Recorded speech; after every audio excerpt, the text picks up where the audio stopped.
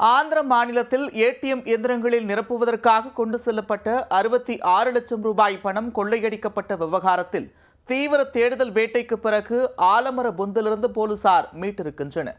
முன்னாள் ஊழியர் உட்பட 3 சிக்கியிருக்கும் நிலையில் கொள்ளை அரங்கேற்றப்பட்டது எப்படி? ஆந்திர மாநிலம் ஓங்கோல் நகரில் பெட்ரோல் பங்க் அருகே ஏடிஎம் இயந்திரங்களில் நிரப்புவதற்காக 66 லட்சம் ரூபாய் பணத்துடன் வேன் ஒன்று சென்று கொண்டிருந்தது. ஹோட்டல் ஒன்றின் அருகே வாகனத்தை நிறுத்திய கேஷ் மேனேஜ்மெண்ட் தனியார் நிறுவன ஊழியர்கள் சாப்பிடுவதற்காக உள்ளே சென்றுள்ளனர். திரும்பி வந்து பார்த்தபோது 66 லட்சம் ரூபாய் பணம் காணாமல் போனது கண்டு அதிர்ந்து போயினர். உடனே ஊழியர்கள் கேஷ் மேனேஜ்மெண்ட் நிறுவன அதிகாரிகளுக்கு தகவல் கொடுத்துள்ளனர்.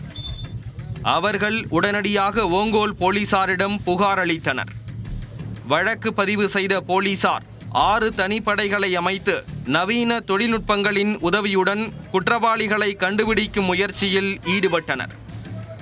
தீவிர விசாரணையில் அந்த கேஷ் மேனேஜ்மெண்ட் நிறுவனத்தில் பணியாற்றி சமீபத்தில் பணியிலிருந்து விலகிய வெங்கட கொண்டாரெட்டி என்பவருக்கு இந்த கொள்ளை சம்பவத்தில் தொடர்பு இருப்பது தெரிய வந்தது.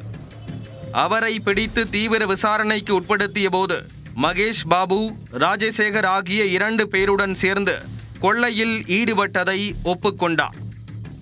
திருடிய பணத்தை ஆலமர பொந்து ஒன்றில் பதுக்கி வைத்திருப்பதாக கொண்டாரெட்டி தெரிவித்தார்.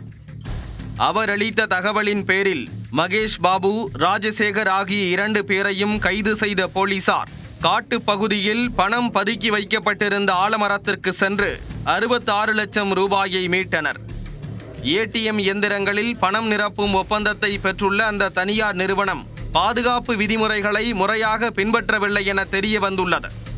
அந்த நிறுவனத்தில் மேலாளராக வேலை செய்து பணியிலிருந்து விலகிய கொண்டாரெட்டி பாதுகாப்பு ஏற்பாடுகளில் இருந்த ஓட்டைகளை பயன்படுத்தி இந்த கொள்ளையை அரங்கேற்றி இருப்பது விசாரணையில் தெரிய வந்துள்ளது.